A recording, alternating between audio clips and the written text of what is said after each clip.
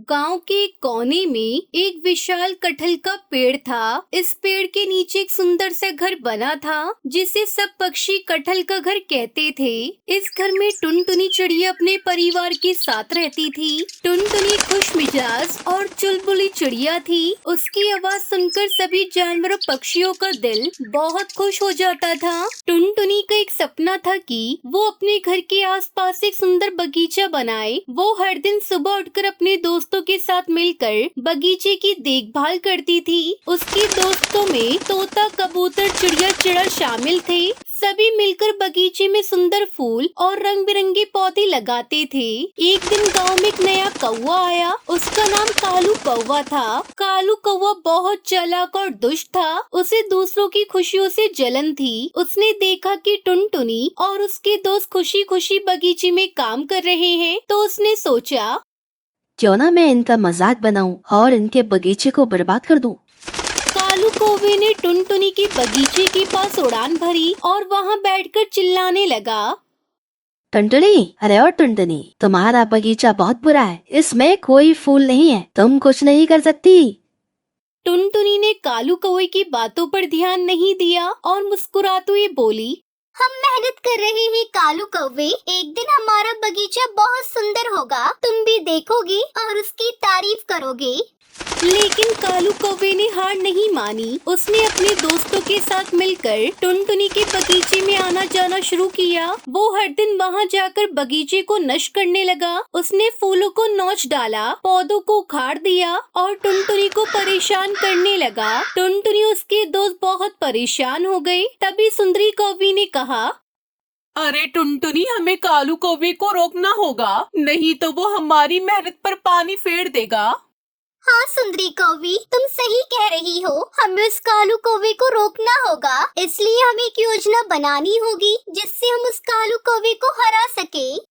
टुनटुनी और उसके दोस्तों ने मिलकर एक योजना बनाई। उन्होंने तय किया कि वो कालू कौवे को समझाने की कोशिश करेंगे कि उसकी हरकतें गलत हैं। उन्होंने सोचा कि अगर वो समझ जाए तो शायद वो अपने बुरे कामों से बाज आ जाएगा। एक दिन टुनटुनी उसके दोस्त कालू कौवे के पास गई। तभी टुनटुनी चिड़िया ने कालू कौवे से कहा, कालू कौवे, क्या तुम जानते हो कि तुम क्या कर रहे हो? तुम हमारे बगीचे को बर्बाद कर रहे हो। इससे हमें बहुत दुख हो रहा है।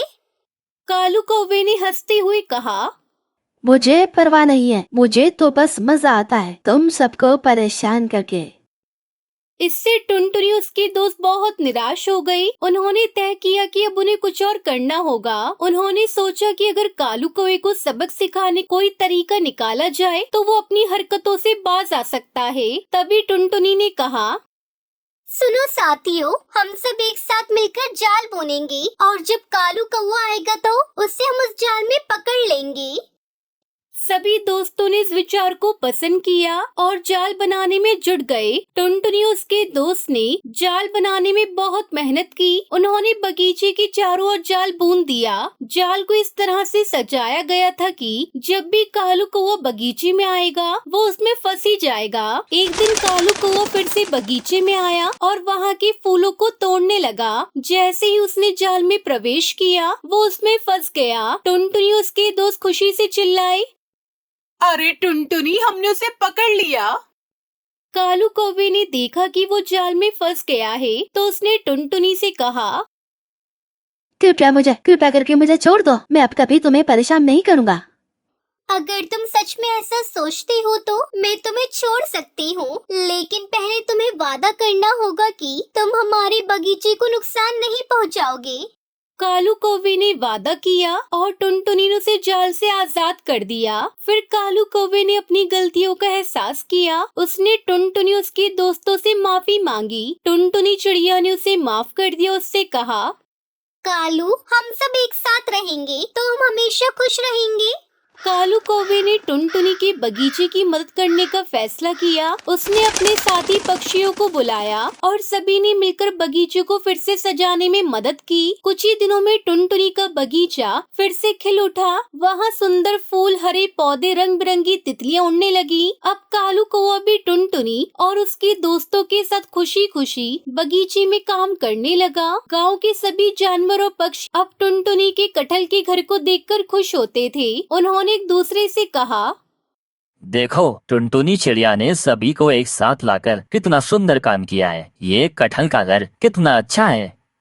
टुनटुनी और कालू कौवे की दोस्ती ने सिखाया कि एकता में ताकत होती है। जब सभी मिलकर एक साथ काम करते हैं तो किसी भी मुश्किल को आसानी से पार किया जा सकता है। अब टुनटुनी और कालू कौवा मिलकर अपने बगीचे की देखभाल करते थे और सभी पक्षियों के लिए उन्होंने कटहल का घर भी बनाया, जिसमें वो सब पक्षी आराम से रहने लगे। इस प्रकार टुनटुनी चिड़िया ने न केवल अपने घर को सुंदर बनाया, बल्कि कालू कौवे को भी एक नई राह दिखाई। गाँव के सभी पक्षी अब एक दूसरे के साथ मिलकर खुशी खुशी कटहल के घर में रहने लगे। टुनटुनी चिड़िया और कालू कौवे की कहानी सिखाती है कि कभी कभी दुश्मन भी दोस्त बन सकते हैं, अगर हम समझदारी और प्यार से काम ले। और इस तरह टुनटुनी चिड़िया अपने कटहल के घर में खुशी खुशी रहने लगती।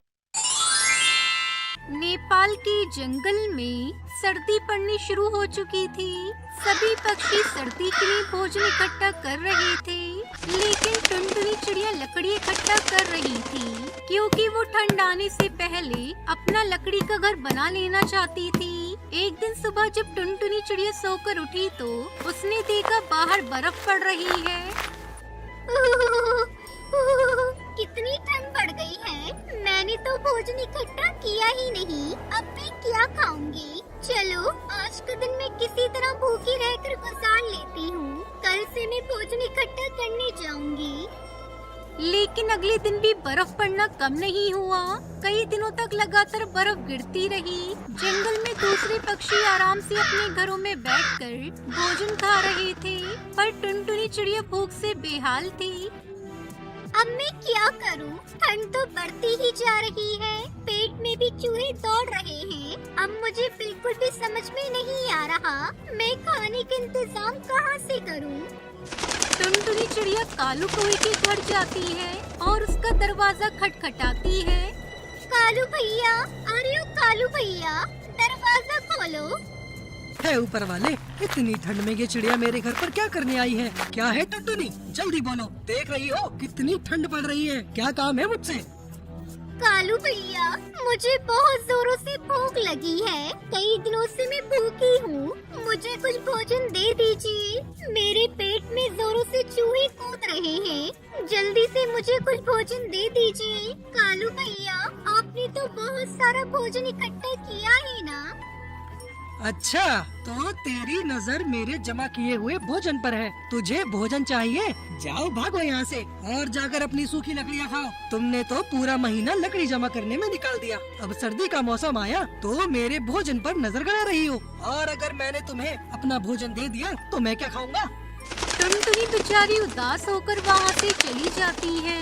कालू कौवे से यही उम्मीद थी। फिर टुनटुनी सीधे मिट्टू तोता के घर जाती है। आओ आओ टुनटुनी, घर के अंदर आ जाओ। बाहर बहुत ठंड है, ठंडी हवाएं चल रही है। ऐसे ठंड में तुम घर से बाहर क्यों निकली हो टुनटुनी, मुझे बताओ। मुझे थोड़ा भोजन दे दो। बहुत जोरों से भूख लगी है। जंगल में कहीं भोजन नहीं मिल रहा है। लेकिन टुनटुनी, तुम्हें तो पता ही है, हर ठंड में जंगल में भोजन की कमी हो जाती है। फिर तुमने पहले से भोजन इकट्ठा क्यों नहीं किया? क्या बताऊं मिट्टू भैया, लकड़ियों को इकट्ठा करने के चक्कर में मैं भोजन इकट्ठा करना भूल गई। कोई बात नहीं टुनटुनी, मेरे पास बहुत सारा अनाज है। ये अनाज की एक बोरी आप अपने साथ ले जाएं और भोजन की जरूरत पड़े तो दोबारा आ जाना। और अगली बार लकड़ियों के साथ साथ अनाज भी इकट्ठा करना मत भूलना। आपका बहुत बहुत धन्यवाद मिट्टू भैया। अब मैं चलती हूँ। टुनटुनी चिड़िया ने आज कई दिनों के बाद पेट भरकर अनाज खाया था। अनाज खाकर उसे नींद आने लगी। वो आराम से अपने लकड़ी के घर में सो गई। उसी रात जंगल में तेज तूफान आ गया। सभी पक्षियों के घर नीचे गिर गए। अब हम सभी कहाँ जाएंगे इतनी ठंड में? इस तरह खुले में रहे तो बर्फ में अकड़ जाएंगे। क्या करे, कोई कुछ उपाय बताए। मैंने देखा है, टुनटुनी ने अपना लकड़ियों का मजबूत घर बना लिया है। अब वो आराम से अपने लकड़ी के घर में सो रही है। इस भयंकर तूफान में केवल टुनटुनी का लकड़ी का घर ही सलामत बचा है। तभी बुलबुल बोल पड़ती है, तो हम सब चलते हैं टुनटुनी के लकड़ी के घर में रहने के लिए। नहीं नहीं, वो टुनटुनी हमें अपने घर में क्यों रहने देगी? हमने तो उसे भोजन देने से मना कर दिया था जब वो हमारे पास भोजन मांगने आई थी। वो सभी बातें कर ही रही थी कि तभी टुनटुनी चिड़िया वहाँ आ जाती है। कालू भैया, अरे ओ मिट्टू भैया, आप लोगों को चिंता करने की कोई जरूरत नहीं। जैसे ही मुझे पता चला कि आप लोगों का घर तूफान में उड़ गया है, मैं आप सबको लेने के लिए आई हूँ। मेरे लकड़ी के घर में बहुत जगह है, आप सब आराम से रह सकते हैं। और मेरा लकड़ी का घर अंदर से बहुत गर्म है, आप लोगों को ठंड में कोई दिक्कत नहीं होगी। आप सब मेरे साथ मेरे घर में चलें। फिर सभी पक्षी टुनटुनी की लकड़ी के घर में आ गए और पूरी ठंड उन्होंने टुनटुनी की लकड़ी के घर में हंसते हंसते गुजारी। मुझे माफ कर दो टुनटुनी चिड़िया, मैंने तुम्हारी मदद नहीं करी। मैं तुम्हारी मदद नहीं कर पाया, मैं बहुत सेल्फिश हो गया था। कोई बात नहीं कालू भाई, हर किसी से कुछ न कुछ गलती हो जाती है। इस तरह सभी पक्षी हंसी खुशी एक साथ रहने लगते हैं।